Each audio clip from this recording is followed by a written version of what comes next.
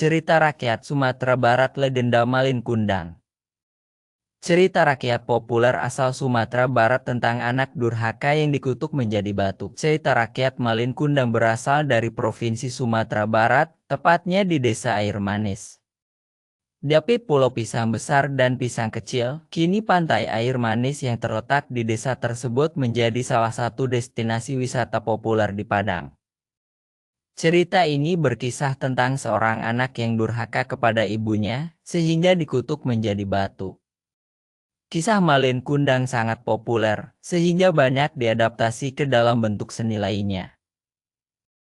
Mulai dari drama berjudul Malin Kundang oleh Wisran Hadi pada 1978, sinetron dengan judul yang sama pada 2005-2006, online game rancangan Ian Surakarta yang rilis pada 2016, sampai menjadi tema musikal Di Rumah Aja yang digarap oleh Indonesia Kaya pada 2020.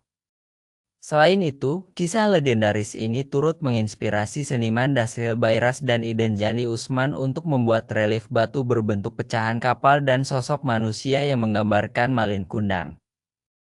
Karya ini terletak di Pantai Air Manis dan telah menjadi salah satu daya tarik turis sejak tahun 80-an. Cerita ini terpusat pada dua karakter utama, Malin Kundang dan Ibu Mande. Sebagai tokoh utama, Malin memiliki perkembangan karakter yang berhasil membuat penikmat takjub.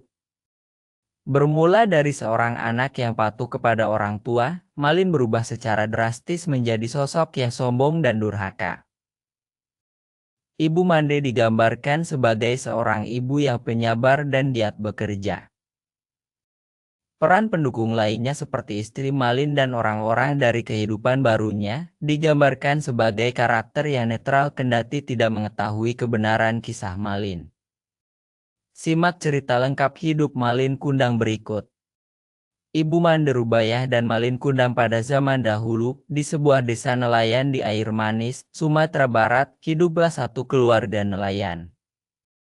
Karena kebutuhan keuangan keluarga, sang ayah akhirnya memutuskan untuk pergi merantau menyeberangi lautan.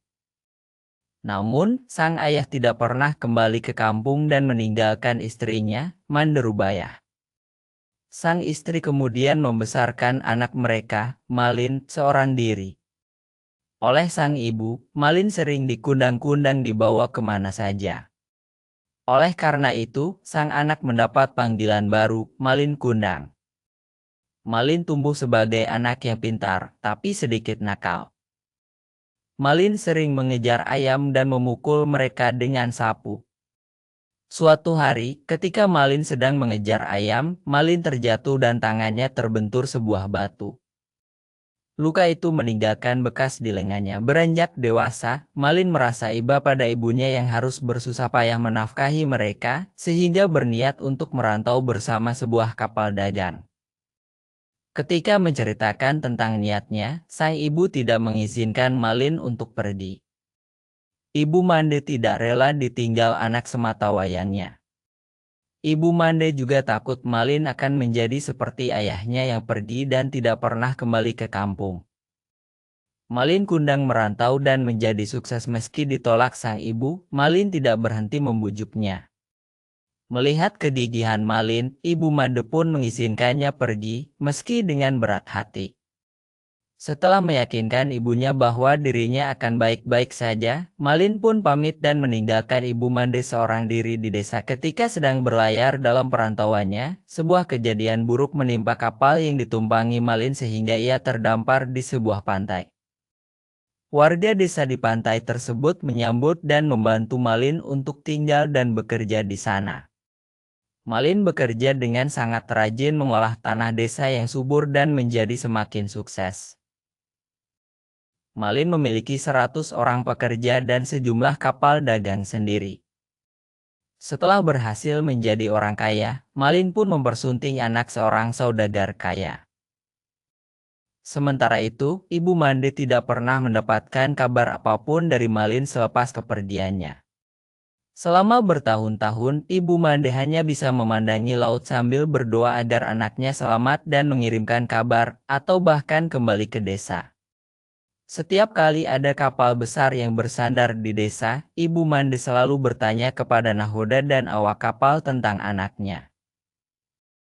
Namun, tidak pernah ada yang membawa kabar atau titipan dari Malin. Malin Kundang pulang ke kampung halaman suatu ketika. Malin bersama istri dan beberapa anak buah kapal pergi berlayar menggunakan kapal yang besar. Setelah berlayar beberapa saat, kapalnya berlabuh di suatu pulau. Tanpa disadari, ternyata itu adalah kampung halaman Malin. Melihat kapal besar yang berlabuh, warga desa, termasuk Ibu Mande beramai-ramai berkumpul di tepi pantai. Mereka ingin menyambut kapal yang dikira milik seorang sultan atau pangeran itu. Dari kejauhan, terlihat sepasang pemuda dan pemudi berdiri di anjungan, mengenakan pakaian yang mewah. Ibu Mande melihat dan menyadari bahwa sang pemuda adalah Malin.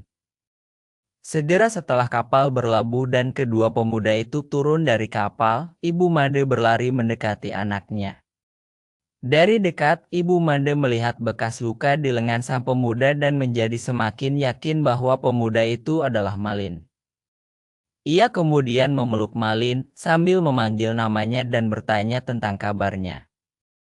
Malin Kundang Durhaka, istri Malin yang berdiri di dekat Malin, terkejut melihat seorang wanita tua berpakaian compang-camping memeluk suaminya sambil mengaku sebagai ibunya. Maklum, selama ini Malin mengaku bahwa kedua orang tuanya adalah bangsawan dan sudah meninggal. Istri Malin pun bertanya kepada Malin tentang siapa wanita itu sebenarnya.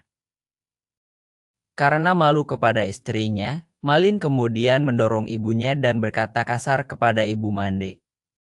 Malin tidak mengakuinya sebagai ibu dan mengatakan bahwa ibunya tidak seperti Ibu Mande yang kotor dan miskin.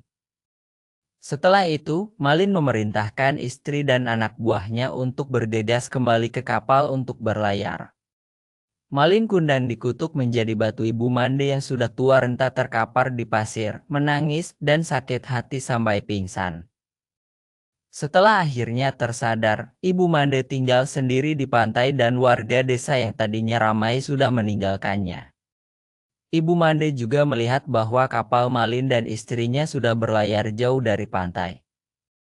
Sambil menangis, Ibu Mande berlutut sambil mengangkat tangan untuk berdoa kepada Tuhan. Ibu Mande berdoa jika pemuda tadi bukan Malin Kundang, Ibu Mande memaafkan perbuatannya. Tapi, jika pemuda itu adalah benar Malin Kundang, maka Ibu Mande mengutuknya untuk menjadi sebuah batu. Setelah Ibu Mande berdoa, langit yang tadinya cerah tiba-tiba berubah menjadi gelap. Hujan deras dan badai pun muncul. Kapal Malin yang sedang berlayar pun hancur berkeping-keping disambar petir. Keesokan harinya ketika badai sudah reda, puing-puing kapal yang sudah berubah menjadi batu tersapu ombak ke suatu pulau. Di antara puing-puing yang terdampar di pantai, ada satu bongkahan batu yang berbentuk seperti tubuh manusia yang menunduk, beserta ikan teri, ikan belanak, dan ikan tenggiri yang berenang di sela-sela batu itu. Masyarakat setempat mempercayai batu itu adalah tubuh Malin yang dikutuk berubah menjadi batu karena durhaka kepada ibunya, dan ikan-ikan di sekitarnya adalah serpihan tubuh istri Malin yang sedang mencari suaminya. Pesan moral cerita Malin Kundang. Pelajaran utama yang terkandung di dalam cerita Malin Kundang adalah seorang anak harus selalu menghormati orang tua yang telah membesarkannya. Selain itu, pelajaran lain yang dapat dipetik adalah kita harus selalu rendah hati dan tidak sombong dengan segala kesuksesan yang sudah diraih. Terakhir, kita juga harus selalu jujur dalam bertindak. Karena kebohongan atau kecurangan yang dilakukan pasti akan terungkap di kemudian hari. Sama seperti Malin yang berbohong akan latar belakang orang tuanya, dan akhirnya menjadi durhaka karena malu terhadap kebohongannya sendiri.